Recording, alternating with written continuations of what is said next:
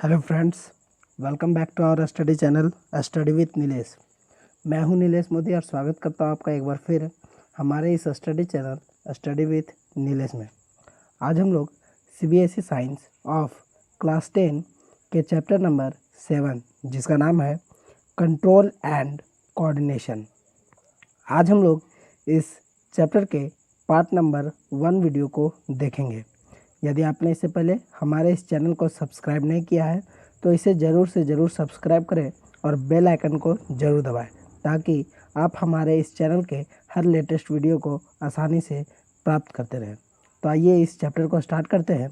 Let's start this video right now. तो हम लोग को इस चैप्टर में जो सबसे पहला चीज़ जानना है वो है कि आखिरकार कंट्रोल एंड कोऑर्डिनेशन होता क्या है। तो आइए देखते हैं। इसमें सबसे पहला पॉइंट है कि जैसे हम लोग जानते हैं कि हम लोग का एक बॉडी जो है वो पूरी एक टीम की तरह काम करता है दिन और रात, जो कि हमारे हर तरह के नेसेसरी फंक्शन जैसे कि रिस्पायरेशन, डाइजेशन या एक्सक्रीशन, इन तरह के सभी नेसेसरी फंक्शन को हमारा बॉडी दिन और रात एक टीम की तरह काम करता है। इसी के साथ हम लोग ये भी जानते हैं कि हम लोग का जो बॉडी है वो इन्वायरमेंट में अगर कोई भी चेंज होता है तो उसके प्रति रिस्पॉन्ड करता है और रिएक्ट करता है। तो ये सब जो प्रोसेस हो रहे हैं, चाहे तो नेसेसरी फंक्शन हम लोग का हो रहा है या फिर इन्वायरमेंट में जो भी चेंज हो रहा है जिसके प्रति हम लोग रिएक्ट कर रहे हैं, ये सब चीज़ें जो हो रही है वो अपने आप ऑटोमेटिकली नहीं हो रही है, बल्कि इसके पीछे जो कारण है वो है कंट्रोल एंड कोऑर्डिनेशन का।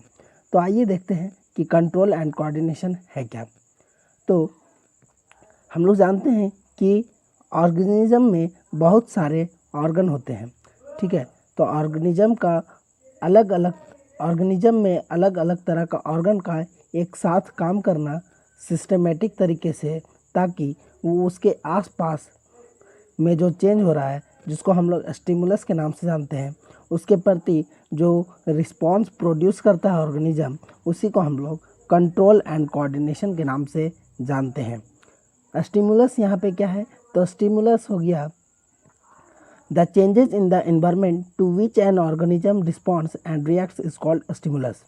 यहाँ पे स्टिमुलस का मतलब ये है कि इन्वायरमेंट में जो भी चेंज हो रहा है जिसके प्रति ऑर्गेनिज्म रिस्पॉन्ड और रिएक्ट कर रहा है, उसी को स्टिमुलस के नाम से जानते हैं। उसके बाद हम लोग के सामने है कि आखिरकार ये कंट्रोल एंड कोऑर्डिनेशन एनिमल्स में किस तरह से होता है। तो एनिमल्स में कंट्रोल एंड कोऑर्डिनेशन मेनली दो तरीक़ा से होता है। पहला नर्वस सिस्टम और दूसरा एंडोक्राइन सिस्टम, जिसको हम लोग हार्मोनल सिस्टम के नाम से भी जानते हैं। उसके बाद हम लोग के सामने जो है वो है कि प्लांट्स में कंट्रोल एंड कोऑर्डिनेशन कैसे होता है।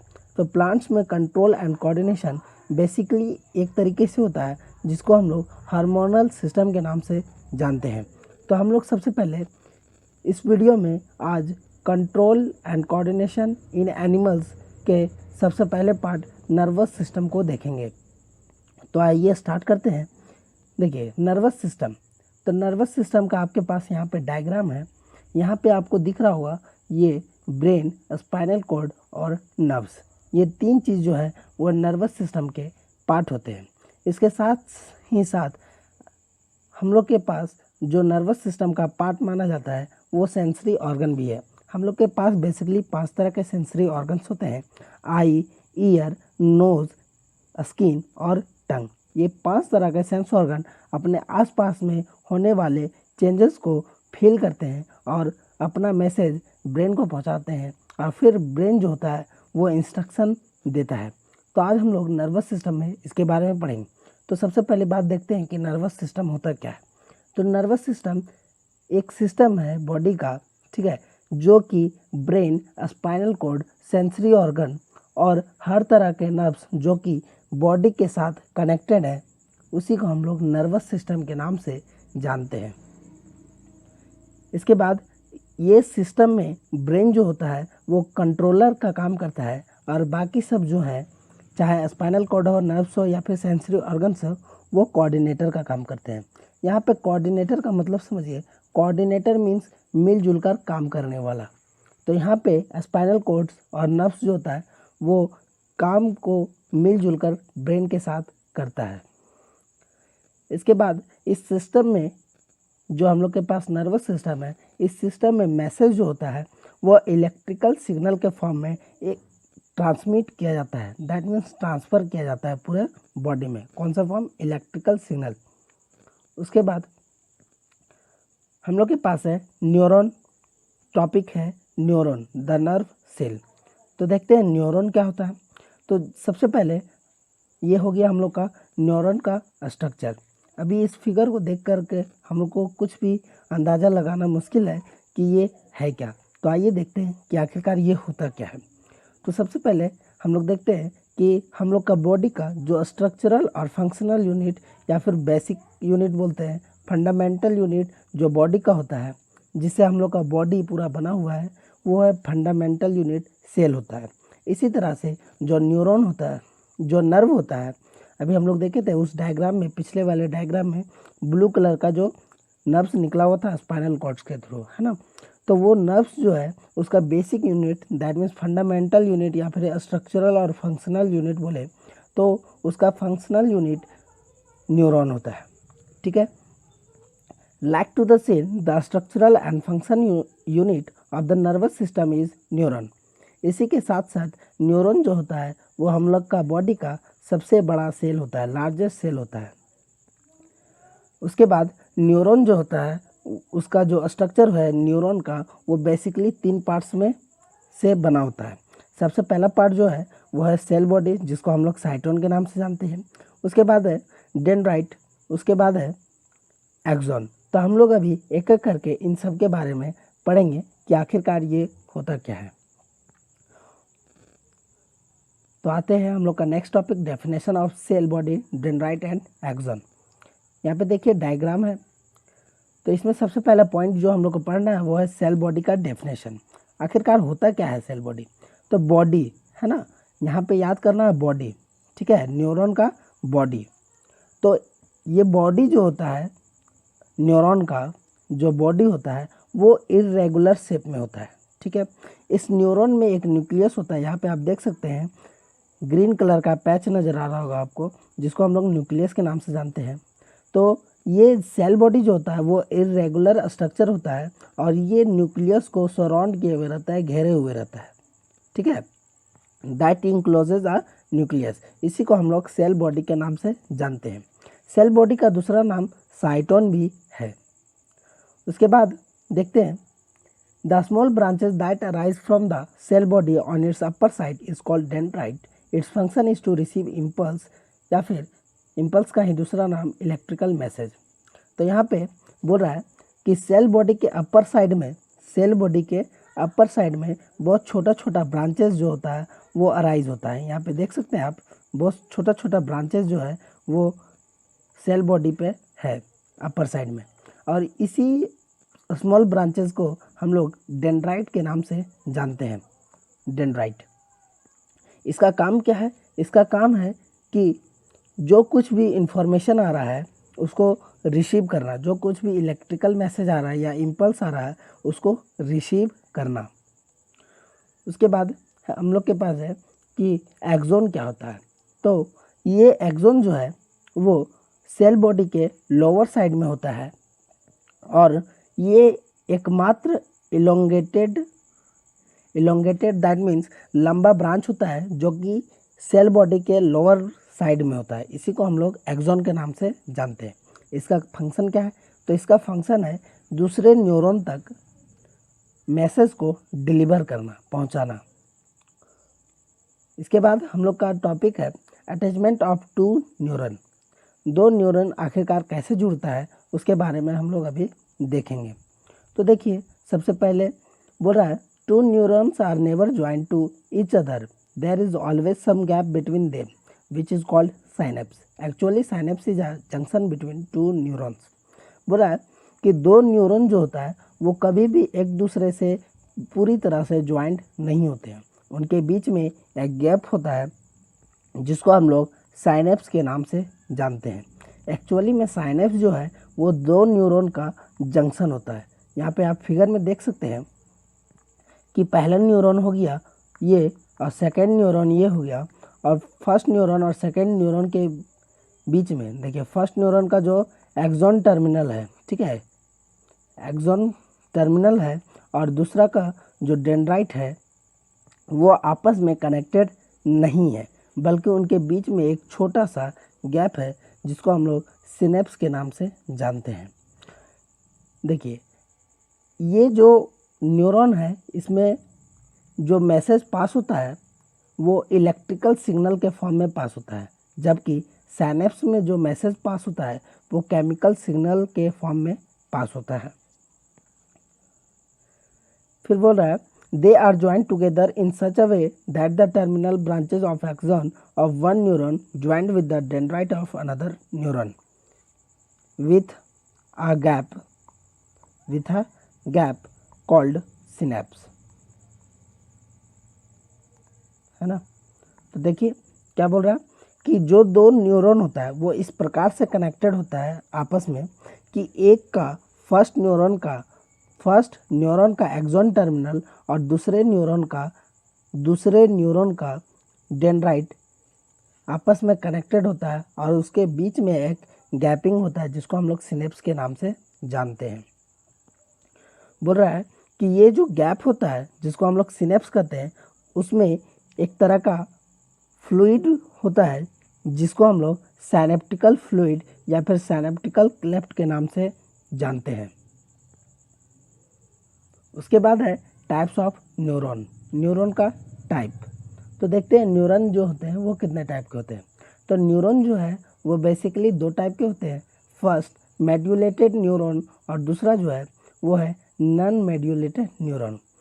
यहाँ पे हम लोग को सबसे पहले ये जानना है कि मेड्यूलेटेड न्यूरॉन और नॉन मेड्यूलेटेड न्यूरॉन के बीच में क्या सिमिलैरिटी है। तो देखते हैं सिमिलैरिटी क्या है।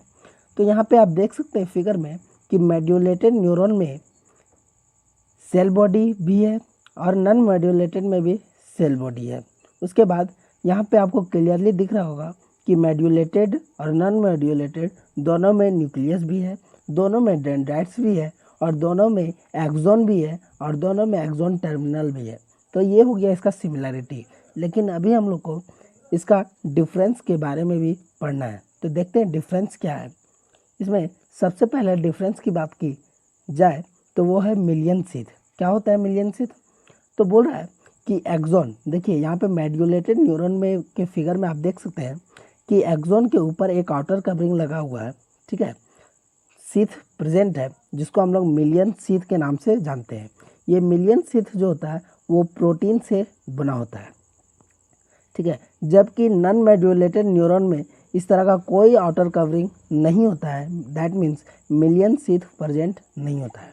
इसी के साथ हम लोग के पास एक पॉइंट और है। देखिए यहाँ पे हम लोग देख सकते हैं फिगर में कि दो मिलियन शीथ के बीच में एक छोटा सा गैप है जिसको हम लोग नॉट्स ऑफ रेनवियर के नाम से जानते हैं।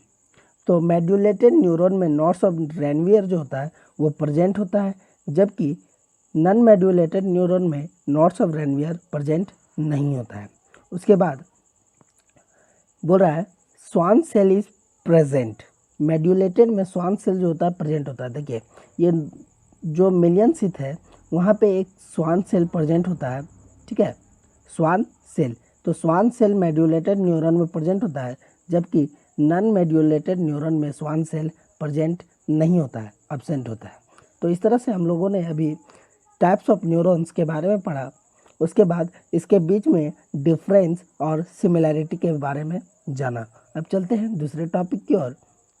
तो इसमें दूसरा टॉपिक जो हम लोग का है वो है टाइप्स ऑफ नर्व्स। नर्व्स कितने टाइप के होते हैं?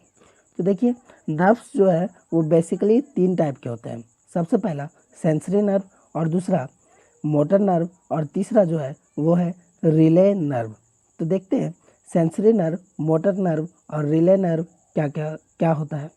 तो सेंसरी नर्व एक ऐसा नर्व होता है जो कि impulse, that means electrical message को ब्रेन सेंस ऑर्गन से लेकर ब्रेन तक पहुंचाता है। सेंस ऑर्गन से लेकर ब्रेन तक जो इलेक्ट्रिकल मैसेज को पहुंचाता है, उसी नर्व को हम लोग सेंसरी नर्व के नाम से जानते हैं। बात करते हैं मोटर नर्व की, तो मोटर नर्व एक ऐसा नर्व है, ठीक है, जो कि ब्रेन से इलेक्ट्रिकल मैसेज को कलेक्ट करके सेंस ऑर्गन तक पहुंचाता है। रिले नर्व क्या है, तो रिले नर्व जो है वो एक तरह से ये सेंसरी नर्व और मोटर नर्व दोनों का काम करता है। दैट मीन्स मैसेज को सेंस ऑर्गन से ब्रेन तक पहुंचाने में हेल्प करता है और ब्रेन से सेंस ऑर्गन तक मैसेज पहुंचाने में हेल्प करता है। तो देखते हैं इस फिगर से हम लोग कि कैसे ये सेंसरी नर्व और मोटर नर्व और रिले नर्व जो है वो काम करता है। तो यहाँ पे आप लोगों को सेंसरी नर्व, मोटर नर्व और रिले नर्व दिख रहा होगा। तो देखिए यहाँ पे हम लोग का जो हैंड है, मान लीजिए हम लोग का यहाँ पे हैंड है, ठीक है, ये हैंड है, हम लोग कोई चीज़ गर्म चीज़ छुएं, हॉट चीज़ कुछ भी छुएं, है ना, तो जब भी हम लोग कोई हॉट चीज़, हॉट ऑब्जेक्ट को छूते हैं तो क्या होता है कि हम लोग का जो सेंस ऑर्गन है वो सेंस करता है, फील करता है और तुरंत जो सेंसरी नर्व होता है वो उस मैसेज को कलेक्ट करके, सेंसरी ऑर्गन से कलेक्ट करके मैसेज को इलेक्ट्रिकल सिग्नल के फॉर्म में रिले नर्व तक पहुंचाता है और फिर रिले नर्व जो होता है वो स्पाइनल कॉर्ड तक पहुंचाता है और स्पाइनल कॉर्ड ब्रेन तक पहुंचाता है। तो यहाँ से सेंसरी नर्व का फंक्शन क्या हो गया कि मैसेज को, इलेक्ट्रिकल मैसेज को सेंसरी नर्व से कलेक्ट करना और ब्रेन तक पहुंचाना। उसके बाद मोटर नर्व क्या करता है, तो मोटर नर्व जो होता है वो ब्रेन से मैसेज को लेकर के आता है सेंसरी ऑर्गन तक। इसमें relay nerve, spinal cord, motor nerves की हेल्प करते हैं। रिले नर्व्स की बात करें तो ये एक तरह से इंटरमीडिएट का काम करता है, जो सेंसरी नर्व का भी काम करता है और मोटर नर्व का भी काम करता है, ताकि ये जो है वो आसानी से अपना मैसेज ब्रेन तक पहुंचा सके। तो यहाँ पे हम लोग जो बात करेंगे वो है टाइप्स ऑफ सेंसरी नर्व्स, या फिर जिसको हम लोग रिसेप्टर्स बोलेंगे या फिर सेंस ऑर्गन्स बोलेंगे। तो देखते हैं, जैसे कि हम लोग जानते हैं कि सेंस ऑर्गन 5 होते हैं, तो 5 हम लोग यहाँ पे रिसेप्टर के बारे में पढ़ेंगे। सबसे पहला जो है वो है थिग्मो रिसेप्टर, जिसको हम लोग थर्मो रिसेप्टर के नाम से भी जानते हैं। तो थिग्मो रिसेप्टर दैट मीन्स स्किन, और स्किन जो है वो टच करने से कोई भी चीज़ फील करता है।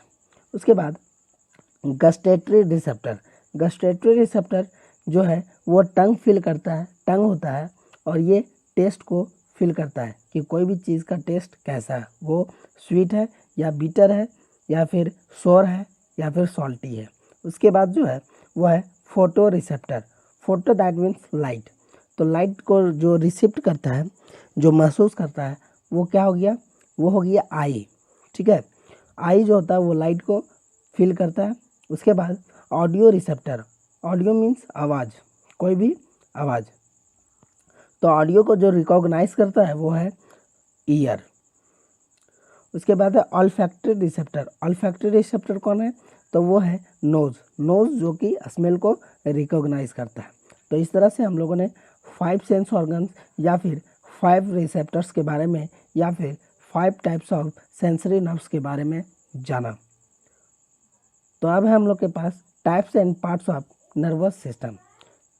अब देखते हैं हम लोग नर्वस सिस्टम का टाइप्स और उसके पार्ट्स।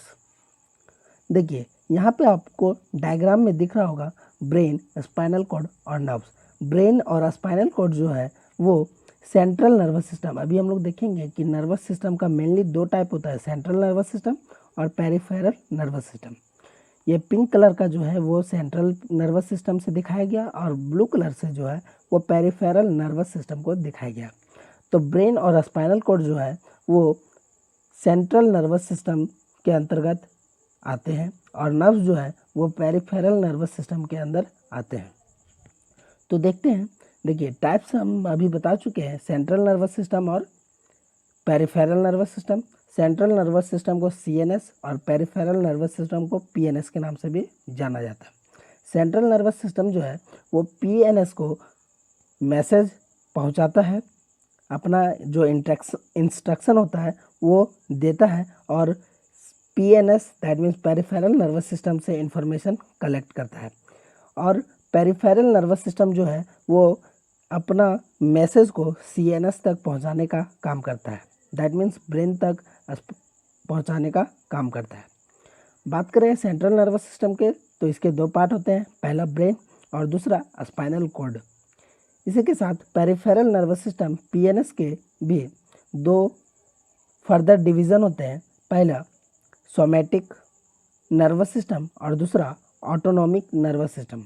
सोमैटिक नर्वस सिस्टम जो है वो हम लोग का बॉडी का वॉलेंट्री मसल को कंट्रोल करता है। वॉलेंट्री यहाँ पे समझिए जो कि हम लोग को इच्छा के बिना होता है, ठीक है, सॉरी जो इच्छा से होता है हम लोग का कोई भी चीज़, जैसे हम लोग का हाथ को उठाना है ना, गर्दन को हिलाना डुलाना, तो ये सब जो है वो इच्छा से हम लोग का काम करता है। तो जो इच्छा से काम करे उस तरह के मसल को ये कंट्रोल करता है और सेंसरी इंफॉर्मेशन सीएनएस तक पहुंचाता है।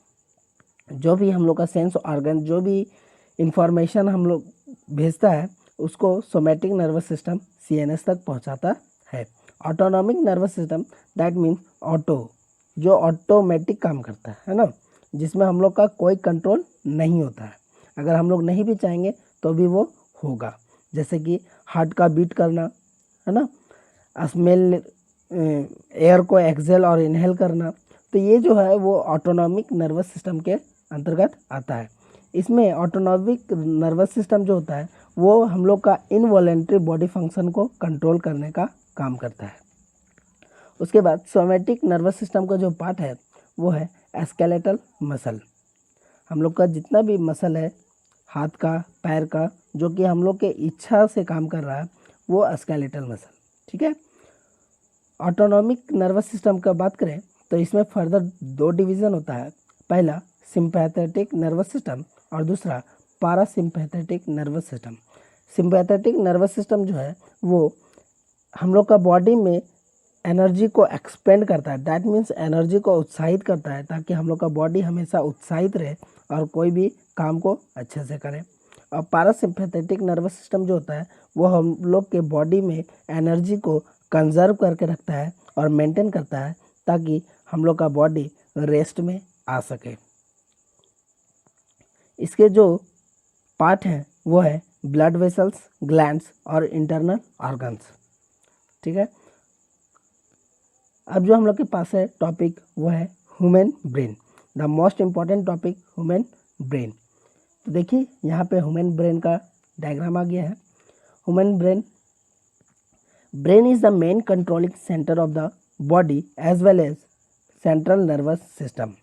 बोल रहा है ब्रेन जो है वो हम लोग के बॉडी का सबसे मेन कंट्रोलिंग सेंटर है, जो कि अपना इंफॉर्मेशन जो इंस्ट्रक्शन होता है वो बॉडी तक पहुंचाता है और उसी तरह से हम लोग का बॉडी रिएक्ट करता है। इसी के साथ ये ब्रेन जो है वो सेंट्रल नर्वस सिस्टम का एक बहुत ही मेजर पार्ट है, मुख्य पार्ट है। इसी के साथ जो ब्रेन है वो नर्वस सिस्टम का सबसे मेन पार्ट माना जाता है। Without brain a human like an animal, एक ब्रेन के बिना जो ह्यूमन होता है वो बिल्कुल एक जानवर होता है। That means no common sense, अपना कोई कॉमन सेंस नहीं है, ठीक है। तो ब्रेन का एक्टिव होना हम लोग के लिए बहुत ज़रूरी है, ताकि हम लोग अपना काम को अच्छे से करें, ठीक है। तो ब्रेन जो होता है वो एक तरह का थिक सॉलिड कैविटी, उसके ऊपर एक मोटा सा सॉलिड कैविटी होता है, ठीक है, उससे प्रोटेक्ट होता है ब्रेन, जिसको हम लोग स्कल या फिर स्कल्प, खोपड़ी के नाम से जानते हैं, ठीक है। जो कि हम लोग का ब्रेन को एक्सटर्नल डैमेज, मतलब बाहरी कोई भी अगर उस पर डैमेज से हम लोग को बचाता है, बाहरी डैमेज से हम लोग को बचाता है। उसके बाद ब्रेन जो होता है वो एक कुशन लाइक स्ट्रक्चर, जिसको हम लोग क्रेनियल मेनिंजेस के नाम से जानते हैं, वो होता है, से घिरा हुआ होता है, जो कि हम लोग के ब्रेन को इंटरनल डैमेज से बचाता है। अब देखिए ये क्रेनियल मेनिंजेस का काम आखिरकार ज़रूरत क्या है। तो देखिए हम लोग का जो, इसको ऐसे समझिए कि हम लोग का अगर कोई सामान आता है ऑनलाइन तो वो अच्छे से पैकिंग किया हुआ रहता है, उसके अंदर क्या होता है, थर्माकोल डाला हुआ रहता है। तो ऐसा क्यों होता है, देखिए जो आउटर कवरिंग होता है, जो पैकेट होता है बाहर का, वो उसको एक्सटर्नल डैमेज से बचाता है और अगर अंदर से थर्माकोल नहीं रहेगा तो अगर जो हम लोग के पास सामान है वो क्या होगा, अगर कहीं पटकाएगा या फिर कहीं गिरेगा तो वो टूट सकता है। लेकिन अगर थर्माकोल उसके अंदर डाला हुआ है जो कि कुशन उसको प्रोवाइड कर रहा है, ठीक है, और वो उसको इंटरनल डैमेज से बचा रहा है, ठीक है। तो इसी तरह से हम लोग का जो ब्रेन होता है वो एक्सटर्नल और इंटरनल दोनों से बचना ज़रूरी है, क्योंकि हम लोग का ये सबसे इम्पॉर्टेंट ऑर्गन में से एक है, इम्पॉर्टेंट पार्ट में से एक है।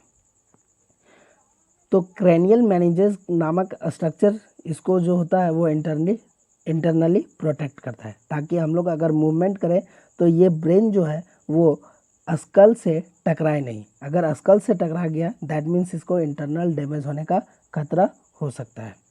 तो देखिए क्रैनियल मेनिंजेस जो होता है, ठीक है, उसका देखिए ये जो हम लोग का ब्रेन है, ठीक है, उसका सबसे आउटर कवर जो होता है वो स्कल होता है, स्कल बोन होता है। उसके बाद ये 3 तरह का लेयर, पहला ड्यूरा मैटर, दूसरा अर्कनाइड मैटर और तीसरा पाई मैटर, ये 3 तरह का लेयर जिसको मिला करके क्रैनियल मेनिंजेस बनता है, ये इसको प्रोटेक्ट करता है, ठीक है। और ये पाया मैटर और अर्कनाइड मैटर के बीच में एक तरह का फ्लूइड होता है जिसको हम लोग सेरिब्रोस्पाइनल फ्लूइड के नाम से जानते हैं।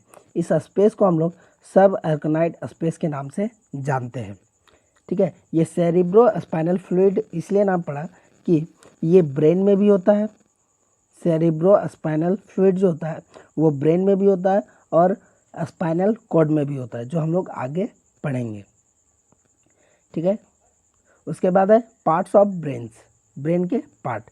तो ह्यूमन ब्रेन जो है उसके मेनली 3 पार्ट होते हैं। सबसे पहला फोर ब्रेन, दूसरा मिड ब्रेन और तीसरा हिंड ब्रेन। देखते हैं, देखिए ये आपका ब्रेन हो गया जिसमें 3 पार्ट हो गया। सबसे ऊपर वाला जो पार्ट है वो फोर ब्रेन का, उसके बाद जो नीचे वाला पार्ट, बीच वाला पार्ट है उसको मिड ब्रेन, और सबसे नीचे वाला जो पार्ट है वो उसको हिंड ब्रेन के नाम से जानते हैं।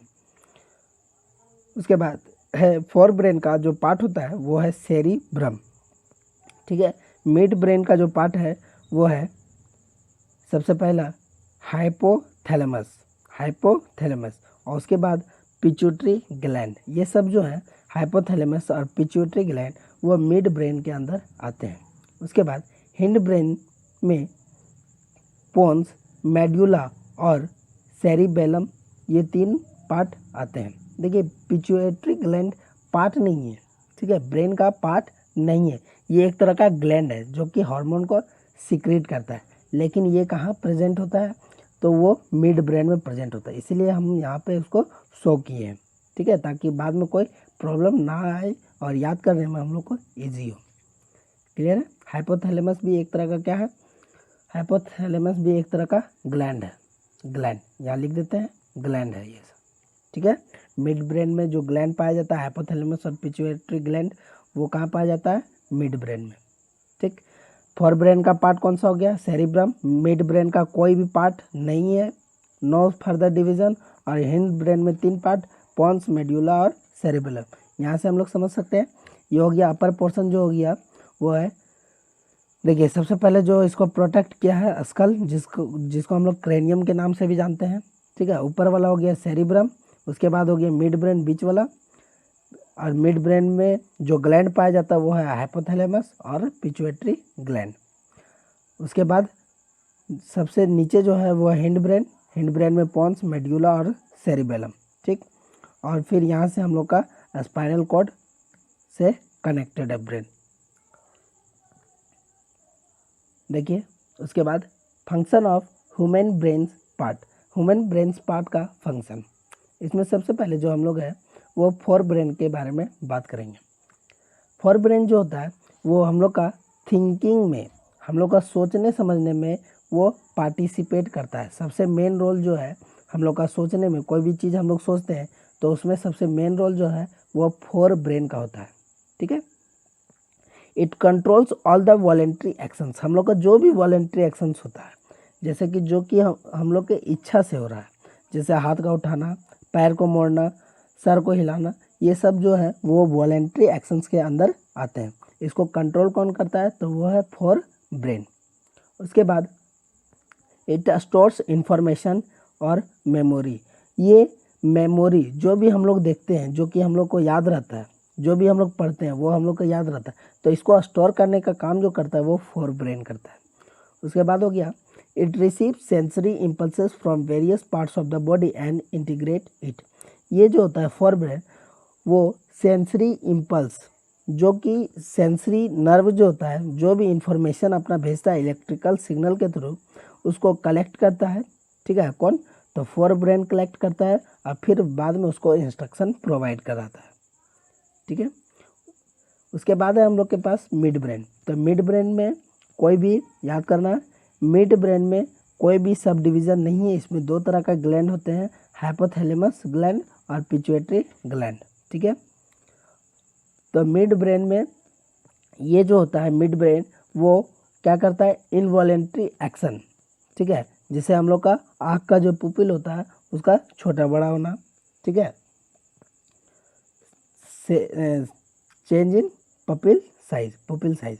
और जो भी हम लोग का रिफ्लेक्स एक्शन है, यहाँ पे रिफ्लेक्स एक्शन का मतलब समझिए, जो भी हम लोग का सडन एक्शन होता है अचानक से, ठीक है, जो कभी कभी हम लोग को भी पता नहीं चलता है। ठीक है, उस तरह का एक्शन या फिर इनवॉलेंट्री एक्शन को जो कंट्रोल करता है वो है मिड ब्रेन। उसके बाद है हिंड ब्रेन। हिंड ब्रेन जो होता है उसमें सबसे पहले सेरिबेलम पार्ट को देखते हैं।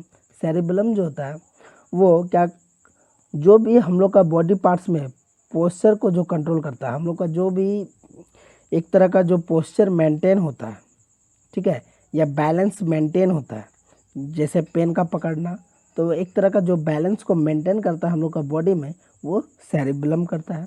उसके बाद मेड्यूला। मेड्यूला क्या करता है? तो मेड्यूला जो होता है वो इनवॉलेंट्री एक्शन, जैसे कि खांसना, छींकना या फिर हार्ट बीट, ये सब चीज़ों को कंट्रोल करता है। उसके बाद है पोन्स। ये पोन्स क्या करता है? तो पोन्स जो होता है वो इनवॉलेंट्री एक्शन, जैसे कि रिस्पायरेशन का रेगुलेशन जो होता है, हम लोग का सांस को लेना और सांस को छोड़ना, इस तरह के इनवॉलेंट्री एक्शन को ये रेगुलेट करता है। तो ये हो गया हम लोग का ब्रेन्स का। उसके बाद देखते हैं स्पाइनल कोड। ये हो गया स्पाइनल कोड ह्यूमन का। ठीक है, स्पाइनल कोड ये रीढ़ का हड्डी है, हम लोग का बैकबोन है। ठीक है, इसके अंदर स्पाइनल कोड पाया जाता है। इसके अंदर स्पाइनल कोड पाया जाता है, इस रीढ़ के हड्डी के अंदर। ये रीढ़ का हड्डी जो होता है वो स्पाइनल कोड को प्रोटेक्ट करता है। ठीक है, तो spinal cord is the, sorry यहाँ पे स्पेलिंग थोड़ा रॉन्ग है। Spinal cord is the part of central nervous system.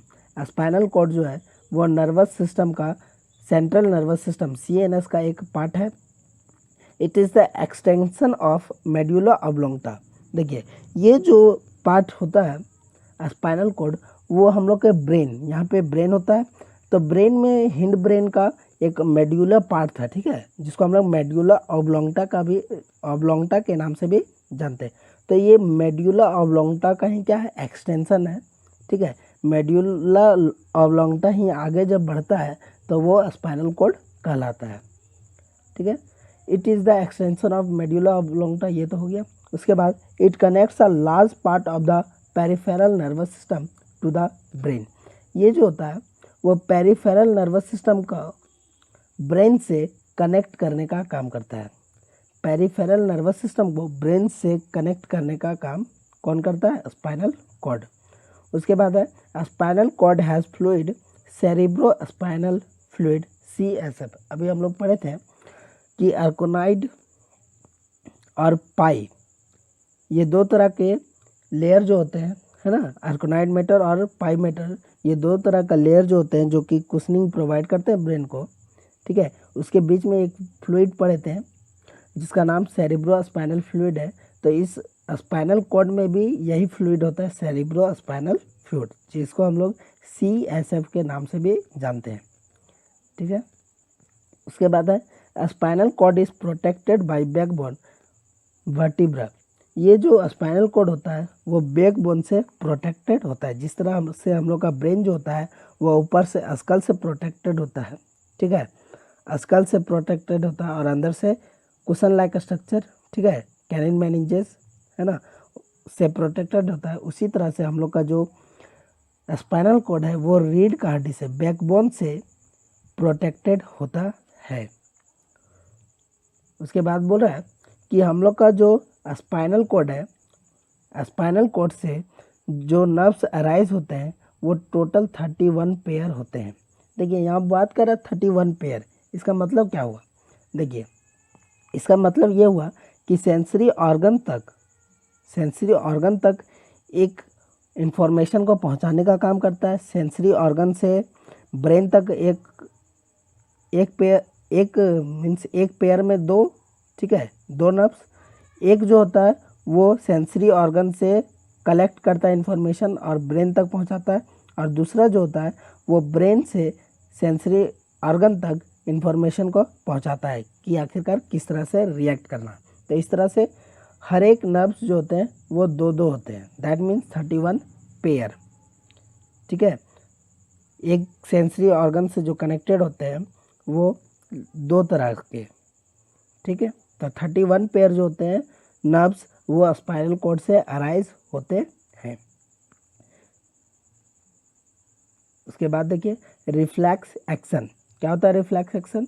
तो देखिए हम लोग कोई चीज़ अगर गर्म चीज़ को छू देते हैं, ठीक है, तो हम लोग का सेंसरी ऑर्गन तुरंत उस चीज़ को सेंस करता है।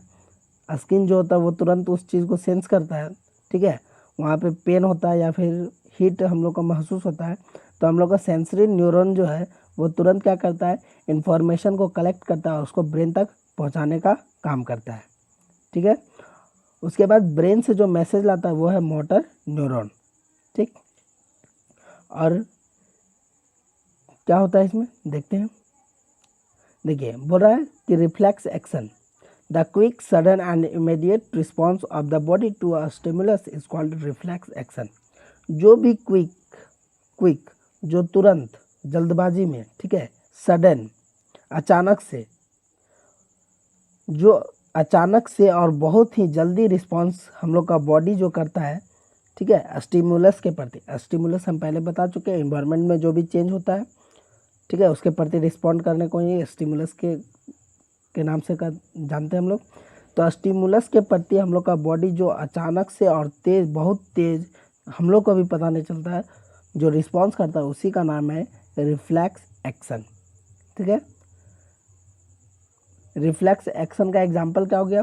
The withdrawal of hand on touching a hot object etc। इसमें एग्जांपल हो गया कि जब हम लोग हॉट ऑब्जेक्ट को टच करते हैं तो हम लोग तुरंत क्या करते हैं, हाथ को हटाते हैं। ये रिफ्लेक्स एक्शन का एग्जांपल हो गया। उसके बाद देखिए रिफ्लेक्स आर्क। आखिरकार ये रिफ्लेक्स आर्क क्या होता है? The pathway through which nerve impulses pass during the reflex action is called reflex arc. बोल रहा है कि नर्व इम्पल्स जो होता है, जो भी इलेक्ट्रिकल मैसेज होता है जो नर्व्स के थ्रू पास होता है, चाहे तो सेंसरी न्यूरॉन या मोटर न्यूरॉन या स्पाइनल कॉर्ड, ब्रेन या रिले न्यूरॉन की बात करें, तो वो जो पाथवे क्रिएट करता है, जो पाथवे होता है जिसके थ्रू से इम्पल्स जो होता है वो पास करता है नर्व में, उसी को हम लोग रिफ्लेक्स आर्क के नाम से जानते हैं, ठीक है। रिफ्लेक्स एक्शन के दौरान जो भी पाथवे से नर्व इम्पल्स पास होता है उसी को हम लोग रिफ्लेक्स आर्क के नाम से जानते हैं। रिफ्लेक्स आर्क का मैकेनिज्म, आखिरकार उसका पाथ क्या है? तो देखिए सबसे पहले स्टिमुलस रिसेप्टर, हम लोग का जो भी रिसेप्टर होता है वो स्टिमुलस के प्रति रिस्पॉन्ड करता है, ठीक है। उसके बाद ये सेंसरी न्यूरॉन तक मैसेज पहुंचाता है, इलेक्ट्रिकल सिग्नल। उसके बाद सेंसरी न्यूरॉन जो होता है, पिक्चर में आप देख सकते हैं, सेंसरी न्यूरॉन जो होता है वो स्पाइनल कॉर्ड या फिर बात करें रिले न्यूरॉन, पहले रिले न्यूरॉन, उसके बाद रिले न्यूरॉन जो होता है वो स्पाइनल कॉर्ड तक मैसेज पहुंचाता है, और फिर स्पाइनल कॉर्ड जो होता है वो ब्रेन को इन्फॉर्मेशन देता है और ब्रेन फिर इंस्ट्रक्शन देता है स्पाइनल कॉर्ड को, फिर रिले न्यूरॉन से वापस आता है, ठीक है।